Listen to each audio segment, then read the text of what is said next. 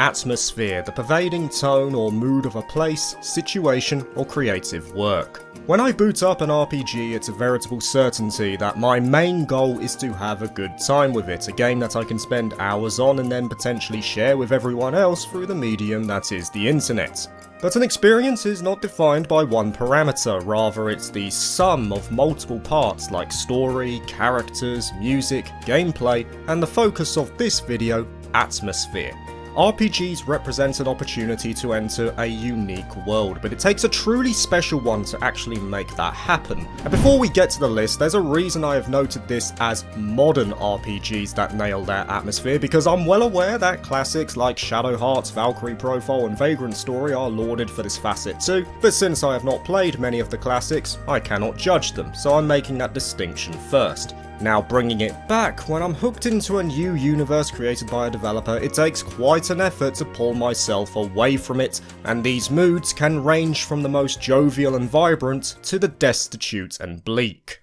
And with that segue, we'll start with Shin Megami Tensei 3 Nocturne, which, yeah, it originally came out 20 years ago, but it got a remaster recently, so I'll let it slide. Of the 3 games I have played in the series to date, the others being 4 and 5, Nocturne in my mind is definitely the best in terms of the atmosphere it aims to present. 4 and 5 are still good in their own right, I'm not knocking them at all, but Nocturne just does it better. Even from the start, you know immediately what Nocturne is going to hit you with. Upon visiting the municipal hospital, you are audience to the end of a world as you witnessed conception, and the resultant stasis will only end when a new creation is determined. Imbued with the power of a Magatama by Lucifer, the protagonist becomes the Demi-Fiend, and it's then your task to roam the Vortex world alone to find your answers. Just walking around this destitute hospital hearing nothing but your footsteps echoing throughout the hallways was enough to put me on edge. If horror games have taught us anything, it's that abandoned hospitals of any description are bad news. And while Nocturne's one isn't full of creepy nurses or escaped madmen, it nonetheless houses its own dangers. But it also works as a precursor for many of the future environments you will be forced to confront. Tight hallways, traps, danger around every corner, there is not a moment of safety in this world. No worries though, right? All you have to do is find a safe haven like the underground of Ginza and you at least get a bit of respite, or so you would think.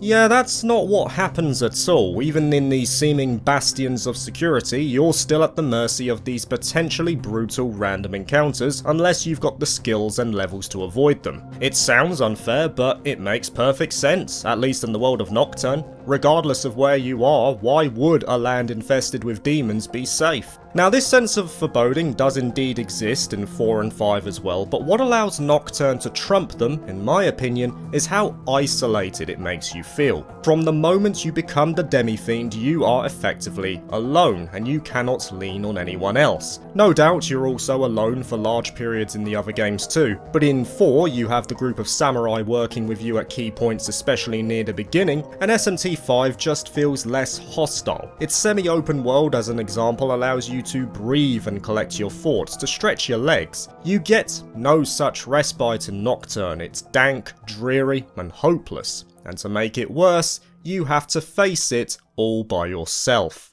Continuing on this depression locomotive, we join 2B and 9S in Nier Automata, which to this day has one of the best openings to any RPG I can think of. A fast-paced gunning section to get the heart racing before landing in an abandoned factory to fight the sentient hordes of machines. What a start. And it maintains that pace right up till the end of the segment too, with the fight against Engels, which is still such an impressive looking fight. But after this you awaken in the orbiting satellite of the bunker and discover what Automata is based around. Units like 2B and 9S are androids who fight on behalf of the humans stationed on the moon against the alien created machines. Of course this is Yoko Taro, so it's a bit more involved than that, but I won't be sharing spoilers beyond those opening moments, you'll have to play it yourself. Soon after you're sent back down to Earth to continue your mission, I put that in quotes, where you spend the majority of your time. Now when I first played it, I was enraptured with the world that was presented, an abandoned landscape devoid of most life, overgrown foliage, crumbling buildings and architecture as far as the eye can see, and a washed out colour palette that feels almost almost lifeless. Yet it's got a real edge to it too, a sense that things aren't right, and the world is in a time stasis of its own. It's full of mystery and questions no matter where you go, and it only gets more profound the further you get in. I will never forget my first time venturing through that theme park. The music alone really drove home the sense of unease surrounding it. A juxtaposition that this is normally a place of fun and relaxation, and even though it's attempting to imitate that in some ways,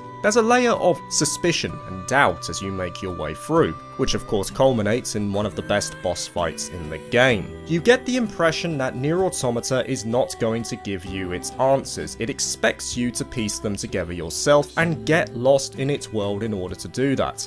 In many cases, it succeeds. It's an adventure, sure, but it's not one you'll find on a Saturday morning cartoon.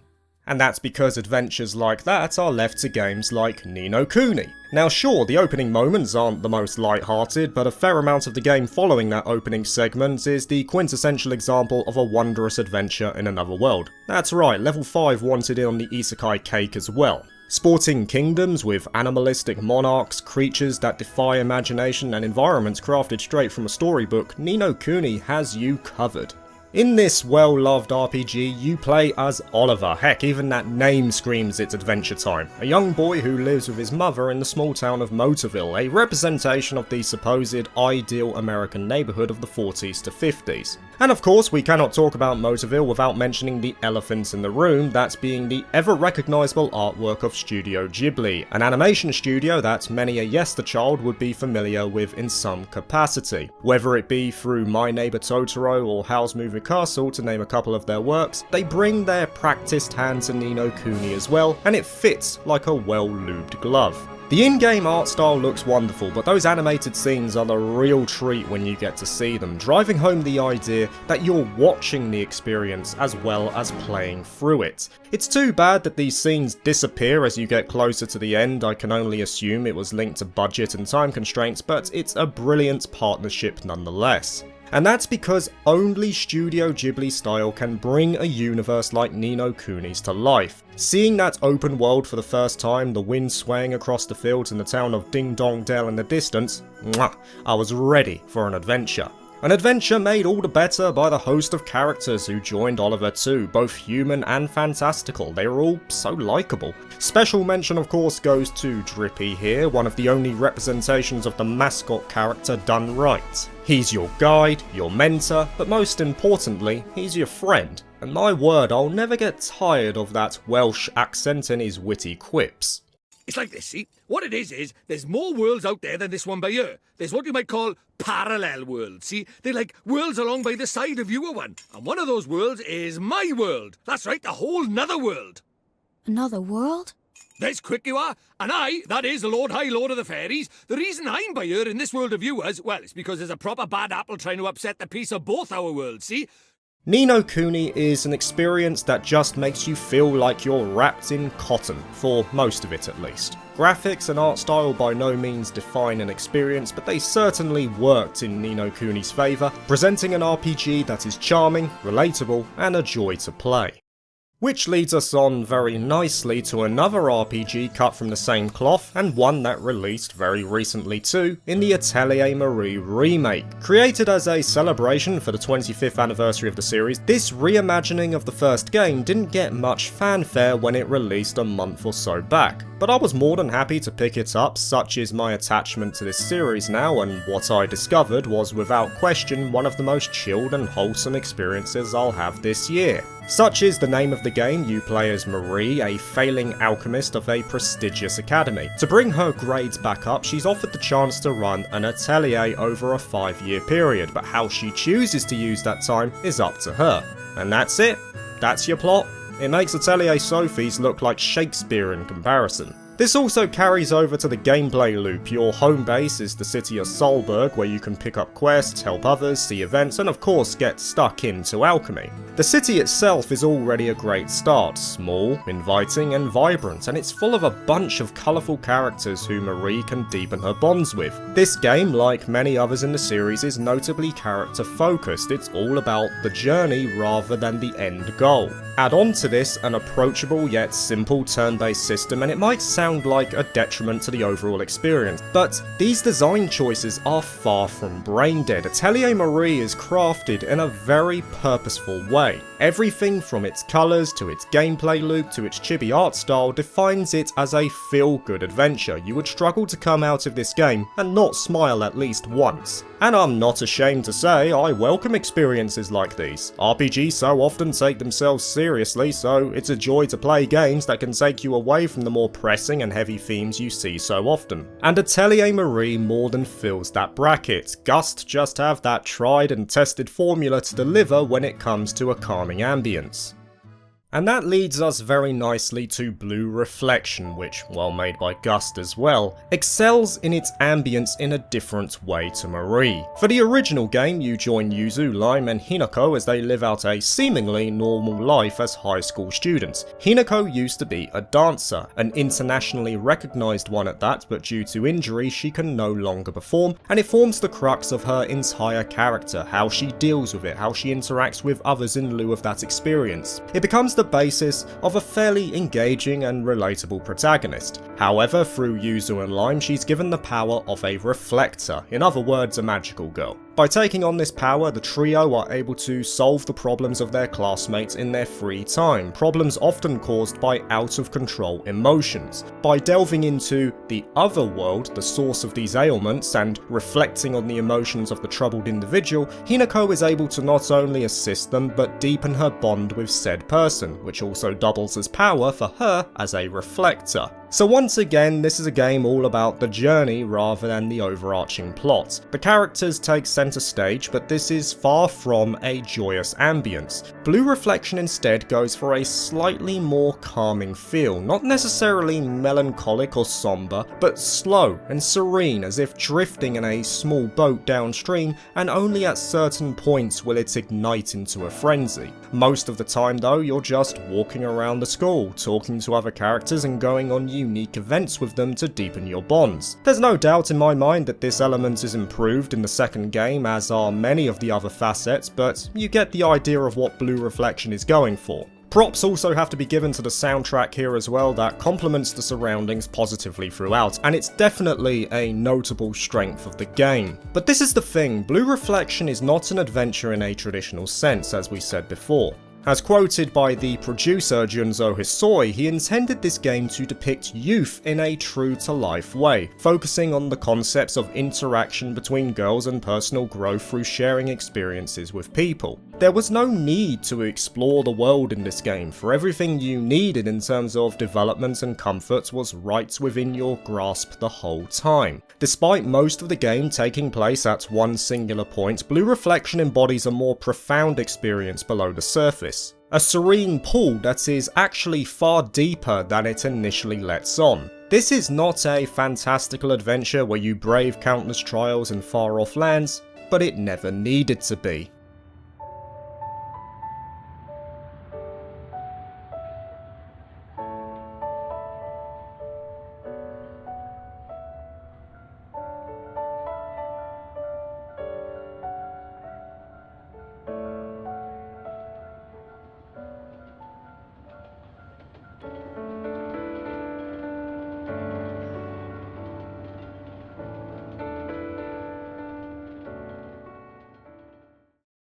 But if you are looking for adventure, then our 6th entry, Octopath Traveler 2, has you covered. The gloves are off right from the beginning. You choose your character from a pool of 8, push through the prologue, and then you are free to go wherever you want. I was astounded when I first played the demo for Octopath 2, so much so that it became a day one purchase. I freed up my schedule, such was my desire to play it. In a genre that is so often restrictive in how you progress, the liberating approach that Square and Acquire took with this game was a breath of fresh air. It simply presents to you a world and then lets you run free to make your own story. Yet even with that freedom and scale, Octopath 2 has so much more care put into its lands, and moulds a world of mystery and intrigue. From desert kingdoms to tranquil forest villages to tropical islands, it has it all. And yes, there are many RPGs that take on this approach too, like a Dragon Quest XI or a Tales of Vesperia, but for me, none of them do it as well as Octopath 2.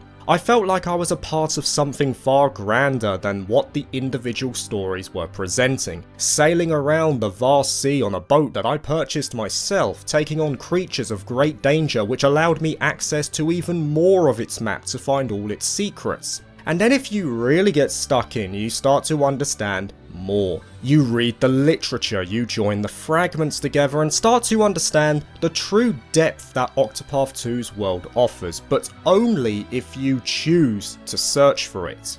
I don't want to spoil, for that is not the aim of this video, but I want to at least give you an example to demonstrate what I'm talking about. The prologue boss for Ochette. On the surface, it is nothing more than a demon that you must defeat to protect your home. But if you really look and scrutinise, you'll realise something more. A part of the puzzle has presented itself that is not immediately apparent. It's only through your journeys in other lands and through the perspectives of the other characters that you can fully grasp the gravity of what you're seeing on screen. And this is what I mean when I refer to excellent world building. I'm referring to games like Octopath Traveler 2. That rewards players who want to explore. And I mean, why wouldn't you want to explore this rich and diverse world that has been made for you? That has been crafted in such a beautiful way in both its aesthetic but also its overall design. Why wouldn't you want to find every secret within its bounds? Octopath Traveler 2 had the confidence to invite me into its world. All I had to do was accept the invitation, and needless to say, I was partying for hours on end. The talk on parties though will bring us to our final entry, Etrian Odyssey Untold: The Millennium Girl, which in of itself is a reimagined remake of the first title from the series. As with many others in the series, the Millennium Girl is a dungeon crawler and it comes with all the wanderlust that is familiar with the genre. You take a first-person view and scan out the dungeons as you go ever deeper, completing quests, gathering materials, and of course advancing the story. Its perspective alone already aids massively in the overall ambience of the game. You have a front row seat to everything happening as you progress through the stratums, which in of themselves are not limited to a singular environment. From labs to forests to lush jungles, the Millennium Girl has the adventure archetype covered. However, it also has a really cool gimmick in that you map out the dungeons as you go with the second screen of the 3DS. This was a game designed purely for the handheld, and the developers decided to incorporate that to its fullest. There's a real sense of progression as a result as you map out each floor, and you can also put down markers for special resources, notable enemies, or shortcuts to get around. It's as if you have a map in hand that you're consistently updating as you chart out your progress. It was a great and novel use of the hardware on offer. And naturally, I cannot refer to Etrian Odyssey without going over its combat. It takes on the traditional turn-based approach, but you have a front and back row complete with characters that fulfill certain roles. Fights are dynamic as enemies can join the fray depending on where they were on the map when you first entered battle, and it keeps you on your toes, ensuring that those who plan ahead can gain advantages. My main point here though is that unlike SMT3, you are not alone. Rather, it's all about the camaraderie, you as the protagonist venturing into the throes of danger in the company of your trusted groupmates who have your back. Of course, I cannot mention said pals without talking about the excellent art style, unashamedly anime, colourful, sharp, definitely one of the most recognisable styles courtesy of Yuji Himokai, once again driving home this feeling of a fantasy world where possibilities are endless. And then, after your hard-fought adventures where you emerge triumphant, you come back to home base and chug a few beers on a job well done. It has quite a laid-back feel, despite how intriguing its overall narrative premise is, but despite that polarity, it makes it work, and then some. It's a notable gem of the 3DS library, and one you can easily lose yourself in for hours on end. Thank you for watching this video. If you liked it, please like and subscribe for more JRPG content, and consider joining my Patreon if you're interested. Peace.